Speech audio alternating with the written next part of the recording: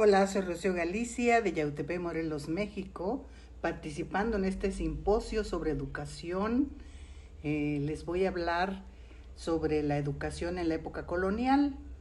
En esta época precuautémica, los naturales de América, estudiosos de la naturaleza y del cosmos, religiosos, hombres rectos y cultos, se preocupaban por la educación de sus pequeños y de la edad de 7 años, le llamaban el destete, se entregaban a los tlamatinis, o sea, maestros, en el Tlamachihuapan o Alcalmecac, según el saber o enseñanza, o los yacatas para comerciantes, o a la escuela de artes y oficios.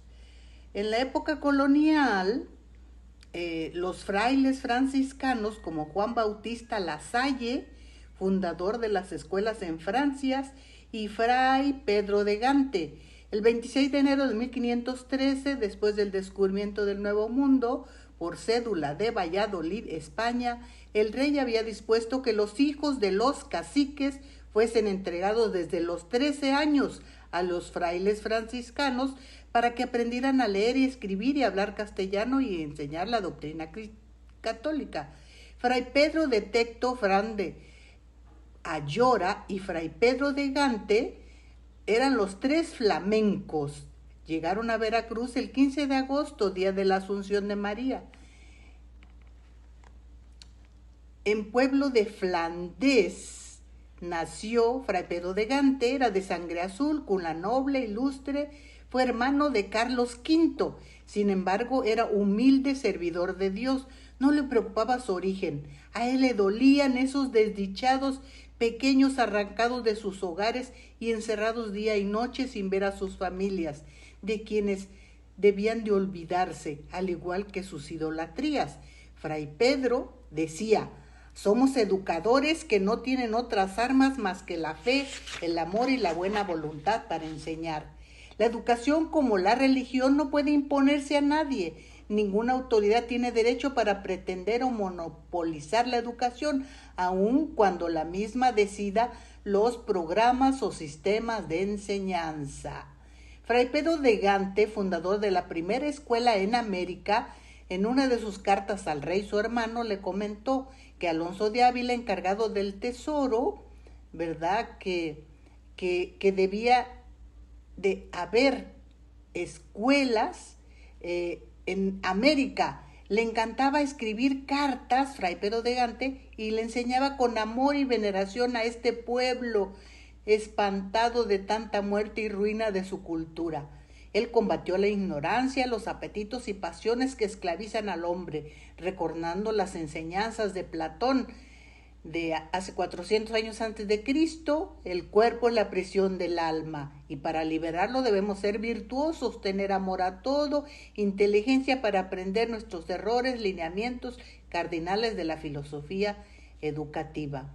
El conocimiento que impartió Pedro de Gante lo hizo práctico y lo vinculó con las artes y oficios para mejorar la suerte y condición de los indígenas, dignificarlos, ennoblecerlos y salvarlos del abatimiento y desesperación que podría llevarlos en aniquilamiento total de su raza. Su escuela fue hija del idealismo práctico parecido a las escuelas de vida común, que eran como centros de vida. Y otros filósofos hablan también de la educación, como Renato Descartes, que decía que sustancialmente juntos en la vida terrenal, no desunida, la educación y lo social. No podemos separar a la educación del entorno social. Y Guillermo McDougall, en su panorama de la psicología, afirma que la inteligencia solamente opera al servicio de impulsos instintivos. Lo mismo, la herencia genética, los niños van con tus genes del conocimiento, solo hay que reafirmarlo y orientarlo. Fray Pedro de Gante, en su instinto de protección paternal, exime educador, protege y educa a sus alumnos como si fueran sus hijos. Parte 2. El checo Juan Amós Comenio, 105 años después de la muerte de Fray Pedro de Gante, publica en 1657 su Didáctica Magna, con gran poder sugestivo y convincente. Sostuvo que es indispensable conseguir que nazcan seres humanos ricos o pobres a quienes se les imparte educación y se comprendan los conocimientos prácticos, virtud y religión. Pestalozzi, nacido en Suiza, 223 años después de Fray Pedro de Gante, se preocupa también por las miserias humanas, condoliéndose de ellas y tratando de remediarlas mediante la educación. Fray Pedro decía: se necesita una educación que cuide el desarrollo armónico de los educandos como seres humanos, corporal, intelectual y moralmente constituidos, como prácticas que descubren y adiestren las dotes que posee cada individuo, haciéndolos útiles, con juegos, actividades y de carácter social. Pestalozzi puso a sus discípulos en contacto directo con el medio ambiente. Fray Pedro los enseña a amar la naturaleza. Él aprendió náhuatl, bailaba y cantaba con sus alumnos, los amaba como si fueran sus hijos. Observó que se vestían según sus danzas, luto, alegría, victoria, y un día en que los invita a celebrar la Natividad de Cristo, llegaron tantos que no cabían en la iglesia, y así nació la edificación de más de 100 casas consagradas al Señor, entre iglesias, capillas, ermitas, y ahí se educaba cívica y religiosamente en los 4 calpullis o barrios principales de la Gran Tenochtitlán. Edificó 4 grandes templos: Santa María, San Juan, San Pablo, San Sebastián, y este es el único que todavía existe. En 1529 estaba en pleno apogeo, se enseñaba a leer día y noche, cantar la doctrina cristiana, artes y oficios que nunca supieron sus padres o abuelos. Lo que sí sabían de sus ancestros lo perfeccionaban. Formó un coro indígena y lo llevó a cantar a varias partes, siendo asombro y admiración de todos los que los escuchaban. Hacían sus propias flautas, chirimías, cornetas, guitarras, cítaras y arpas. En Navidad cantaban villancicos. Labor similar realizaban otros frailes, como Fray Daniel, quien llegó a Michoacán y Jalisco, donde se enseñó a bordar trajes, como la danza de los viejitos. Federico Froebel, 300 años después, expone su libro La educación de la naturaleza humana. Debe ayudar al educando a descubrir su propio modo de ser intelectual y moral y social, y desarrollar las buenas cualidades de sus personas. Fray Pedro era famoso con su escuela de artes. Ahí salieron importantes sastres, zapateros, carpinteros, herreros, albañiles, pintores y escultores de la Nueva España. Cabe mencionar que muchas pinturas que adornan las paredes de las iglesias fueron hechas por indígenas. Para Fray Pedro, la enseñanza era esencial en cada uno de sus niños. Según sus habilidades, los adaptaba al grado, a los intereses o conveniencias de cada uno. Les enseñaba a colaborar y ser solidarios con los demás, y esto los hacía fuertes y animosos. A los más avanzados les llamaban sus semilleros. Les enseñó a trabajar como Juan Bautista Lasalle, entre otros. Fray Pedro de Gante formó maestros que le ayudaban a su labor digna. Cada semana enseñaba lo que le tocaba hacer a cada quien y hasta predicar. Componía sus sermones, salía los domingos por la comarca a anunciar la buena noticia a las comunidades, y 3 siglos después, en los Estados Unidos, funda el Instituto Hampton en el estado de Virginia. Y a principios de la acción educativa de Fray Pedro en México era que los naturales aprendieran un oficio y les redituara ganancias para mejorar sus condiciones de vida.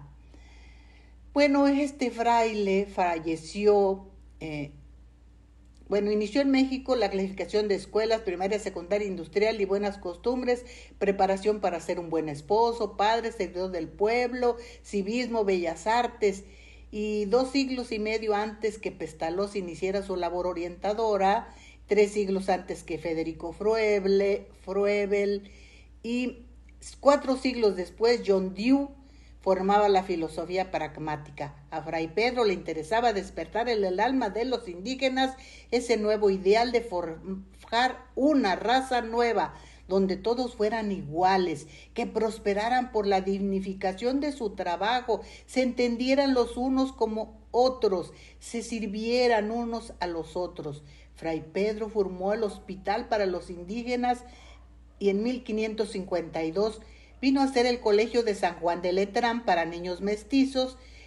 En 1554, por noción del virrey don Luis de Velasco, edifica el Hospital Real a los 50 años de la conquista. Su labor educadora fue guía y faro de la verdadera educación. El 16 de abril de 1550, por cédula real, la reina María, su sobrina, ordena al virrey don Luis de Velasco la construcción de puentes y caminos para facilitar los servicios de los indios, así como la liberación de 150,000 esclavos.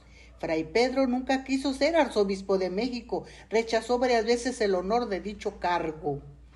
Bueno, este gran hombre, Fray Pedro, muere a los 96 años y entregó a México su legado educativo, 50 años de su vida dedicado a sus hijos, los niños mexicanos. Muere en abril de 1572, lo entierran el 20 del mismo mes con llantos y luto nacional. Lo sepultan en la capilla de la Ciudad de México, de la que hoy no queda ni el polvo, ni placa, ni monumento, y sus parientes nobles de sangre azul lo olvidaron, ni se preocuparon de él. Y así nació esa primera escuela universal del Nuevo Mundo. Cuentan las leyendas que después de la muerte de Fray Pedro de Gante, llegó una india a ver a Fray Melchor de Benavente a la capilla de San José, dedicado que por vocación quería vestir a 6 frailes con túnicas nuevas, y entre ellos era Fray Pedro de Gante. Cuando le dijeron que había fallecido, ella respondió muy molesta: Padre, yo doy esta ofrenda y si Fray Pedro ya no está, déselo a quien tú quieras, como si para ella Fray Pedro todavía estuviera con vivo. Fray Pedro cumplía 1 año de muerto y sus alumnos del Colegio de Santa Cruz de Tlatelolco, todos ellos caciques, ofrendieron fundar otra escuela y sostenerla, el Colegio de la Santa Cruz de Tlatelolco. Un alumno sobresaliente después hizo profesor y director de la escuela y autor del relato de la aparición de la Virgen de Guadalupe y Juan Diego en el Cerro del Tepeyac. Igual lo mismo en Xochimilco, el padre Tarcisio, que nació en Padua, gracias a él que fundó la escuela de música, pues Fray Tarcisio, ¿verdad?, de Bresau Ventura, formó la primera escuela de música en Santa Cruz Alcapisca, un altepeme, en la actualidad es un elemento de control o manipulación de masas. Señorío de Xochimilco, los Boy Scout, creador también de la Orquesta Nacional Sinfónica del Estado de México, y los niños que fueron sus alumnos de Fray Tarcisio, Alfredo García, Andrés Castillo, Marco Antonio Villaseñor, cambiaron la guerra por el amor a la enseñanza.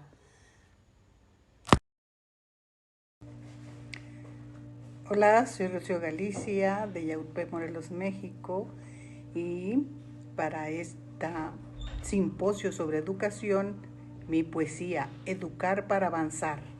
La palabra educar viene del vocablo educere, que nos dice en su hablar es conducir o guiar a todos por igual. Tenemos la obligación de enseñar y guiar al que no sabe, desde el vientre materno, en un ambiente agradable, no hostil ni desagradable, así como se aprendió a caminar.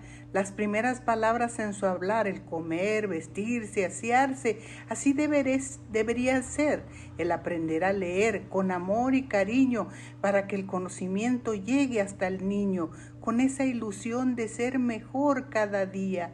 Muchos libros que leer, cosas bellas que aprender, oficios que saber, educar para avanzar, porque las nuevas tecnologías nos van a rebasar. La vida avanza como el agua de un río y no regresa, no pierde su brío, no se estanca corre vertiginosa. Su meta es llegar al mar sin desvío. Así que, queridos docentes encargados de esta noble labor, deben estar pendientes de dar siempre a los niños lo mejor. Gracias, espero que les haya gustado.